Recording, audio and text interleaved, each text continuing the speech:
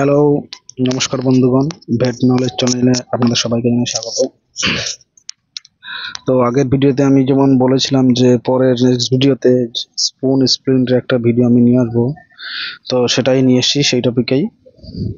তা এই যে আপনার যে ছাগলটা যে একটা ওনার নিয়ে এসছে লোক, তা এই ছাগলটার মোটরসাইকেলে ধাক্কা লাগা পাটা ভেঙে গেছে। নিচে দেখেন একদম কার্পাল জয়েন্টের উপরের দিকে একটু হালকা ফ্র্যাকচার হয়েছে।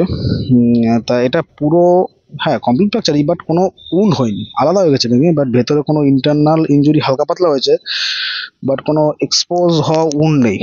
তো সেক্ষেত্রে আমি ডিসাইড করি যে এটা আর স্প্রিন থমাস স্প্রিন না আলাদা চলবে, নর্মাল আমি যদি স্প্রিন বানিয়ে লাগিয়ে দিই সেটাই কাজ হয়ে যাবে। তাই স্প্রিন বানাতে গেলে একদম সহজ পদ্ধতি, খুব কম খরচে। দেখেন এটা ছাগল যে নিয়ে এসছে সে তো নিশ্চয়ই একদম খুব হাইফাই খরচা করে তো লাগাতে হবে না। সে যদি একটা ছাগলের পেছনে 500 টাকা খরচা সে বেঁচে দেবে ছাগল, ঠিক আছে? সিস্টেম এরকম। ওই জন্য যাতে আমি খুব কম খরচে জিনিসটা রিকভারি করে দিতে পারি আর ভালোভাবে যাতে হয়, সেটার পদ্ধতি হলো স্পুন স্প্লিট, একদম কম খরচে। তা এই স্পুন স্প্লিট বানাতে গেলে যেটা আমাদের লেগেছে, আপনারা দেখতেই পাচ্ছেন যে তুলো লাগবে, কটন লাগবে আপনাদের, ঠিক আছে? তুলো, সঙ্গে কার্ডবোর্ড। কার্ডবোর্ড বলতে ওই ওই যে বাড়িতে পেটি থাকে না, পেটির মাপ দিয়ে সে আমরা সামান্য মাপ মতো কেটে নিয়েছি, ঠিক আছে? ছাগলের পায়ে যেমন মাপ দেওয়া হলো, মাপ দিয়ে কেটে নেওয়া হলো। একদম যে পর্যন্ত ভেঙেছে তার থেকে একটু উপর পর্যন্ত কাটতে হবে, না হলে জিনিসটা যাতে কভার হয় পুরো উপর, যাতে স্লিপ কেটে বেরিয়ে না যায় বা উপর নিচে না হয়ে যায়, ঠিক আছে? তো ওই জন্য আমরা একটা মাপ দিয়ে একটা সাইজ করে নিয়েছি। তারপর সেটা একটু বেঁকে ঠেকে একটু করে পার মাপের করে নিয়েছি।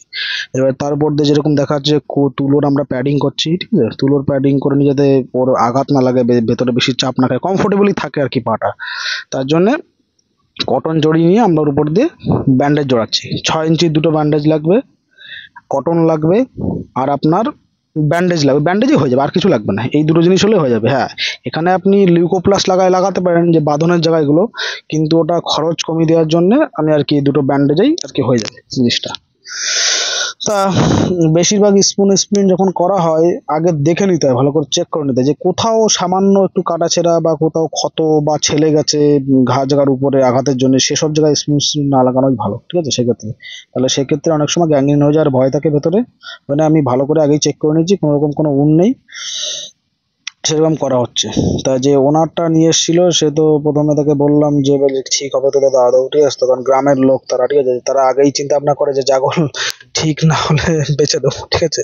দেখে না বের তাদের মানসিকতা দিতে ঠিক হোক, কারণ দেখেন একটা অ্যানিমেল সে একটা কিছুটা টাকার জন্য পোষছে, ঠিক আছে? তো কিছুটা মায়া হয়ে যায় পরে, তবে বেশিরভাগটা ব্যবসায়িক পারপাসেই পোষে। এবার তারা তো একটা জিনিস ঠিক না হলে পরে কষ্ট পেয়ে পেয়ে পাটা তো অকেজো হয়ে যাবে, আর ছাগলের তেমন বাড়বেও না জিনিসটা, ঠিক আছে? তো ম্যাক্সিমাম গ্রোথ হবে না।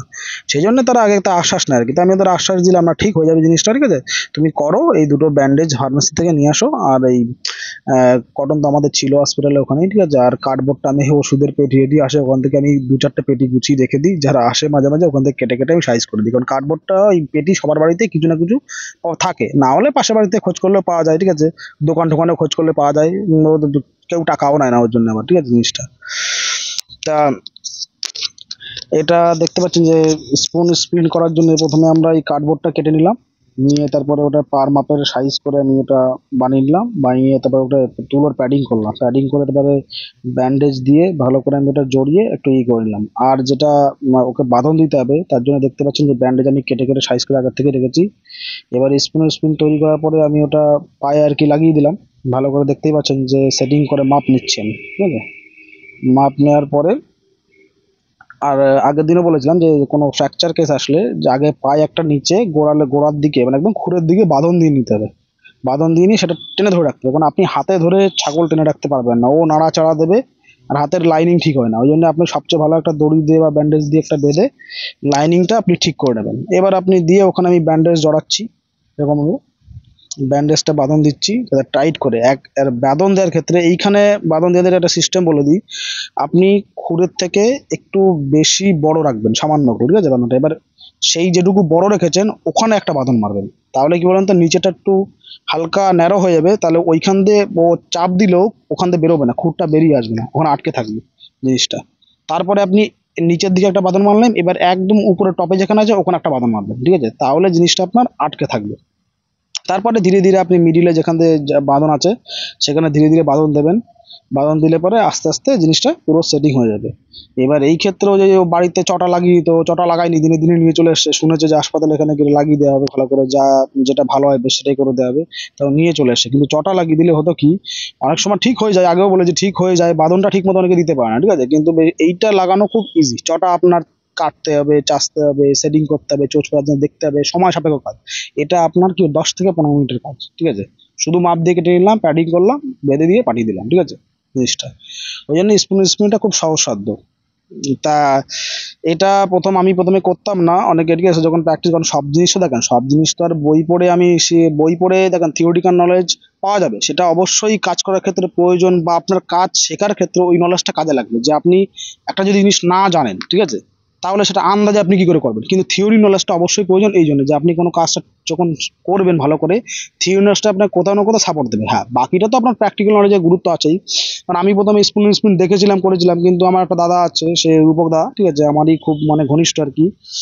তো আমাকে একদিন এরকম আইডিয়া দিয়েছিল যে ভাই তুই কার্ডবোর্ড দিয়ে দেখ, করে করতে পারিস নাকি দেখ, ওটা ভালো হয় করলে, ঠিক আছে। তা সেখান থেকেই আমি আর কি করা শুরু করেছি আর কি, ঠিক আছে। কিন্তু সত্যি বলতে মানে খুবই সহজ উপায়, আর খুব কম খরচ। আপনার ব্যান্ডেজের দাম হয়তো 30 টাকা নেবে, ঠিক আছে, দুটো 15-15-30 টাকা নেবে, আর কিছুই লাগে। তুই কটন হয়তো 10 টাকা কটন লাগবে, ঠিক আছে, আপনার 40 টাকায় আপনার ড্রেসিং কুকুরে কমপ্লিট। তার চেয়ে বরং আপনি যদি একটা প্লাস্টার কিনতে চান, তাতেও খরচা আপনার 100-200 টাকা প্রায় খরচা পড়ে যাবে, ঠিক আছে জিনিসটা।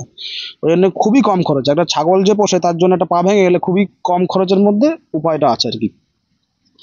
তাই এটা বাঁধন হয়ে গেলে পরে পুরো টাইট করে বাঁধতে হবে, যেন একদম এটা টাইট করে, আপনি যদি টাইট করেও দেন কোনো অসুবিধা হবে না, কারণ কি বলতো, ভেতরে তুলোর প্যাডিং করা আছে, ও ঠিক অ্যাডজাস্ট করে নেবে আপনার, পরে ঠিক অ্যাডজাস্ট হয়ে যাবে ভেতরে প্যাডিং এর জন্য। মানে আপনি ভালো করে শক্তপোক্ত করে বেঁধে দিতে হবে। আর বেঁধে দেওয়ার পরে একটা সাপোর্ট দিয়ে, সেটা আপনাকে পরে ভিডিওতে আপনি দেখতে পাবেন, যে সাপোর্ট দিয়ে পরে ঘাড়ের উপর দিয়ে সবচেয়ে ভালো হয় আপনি যে হিপ জয়েন্টের পেছনে, ওই উল্টো সাইডের হিপ জয়েন্টের ওখান থেকে ঘুরিয়ে একটা টানা দিয়ে এই সাইডে পায়ের সঙ্গে বেঁধে দিতে হবে, আর পাটা একটু মাটির থেকে উঁচু রেখে দিতে হবে। এতে ছাগলটার হয়তো 3-4 দিন একটু হাঁটতে চলতে কষ্ট হবে, বাট ও 4-5 দিন গেলে ঠিক অ্যাডজাস্ট করে নেবে। যে কোনো স্প্লিন্টের ক্ষেত্রেই আপনি দেখবেন, প্রথম লাগিয়ে দিলে সে অ্যানিমালটা একটু কয়েকদিন খুব অকওয়ার্ড ফিল করে, দাঁড়াতে পারে না, উল্টে পাল্টে পড়ে যাচ্ছে, বাদিয়ে নিচ্ছে পা। কিন্তু যখন সে 5-6 দিন যাবে, সে অটোমেটিকই ধীরে ধীরে অ্যাডজাস্ট করে নেবে। তাই দেখেন কত সুন্দর সিস্টেম করে লাগিয়ে দিয়েছি। এবার এটা মোটামুটি 25 থেকে 30 দিনের করে দিয়ে দেওয়া হবে, ক্যালসিয়াম সাপ্লিমেন্টেশন বাকি সব দিয়ে দেওয়া হয়েছে। ধীরে ধীরে ছাগলটা ঠিক হয়ে যাবে।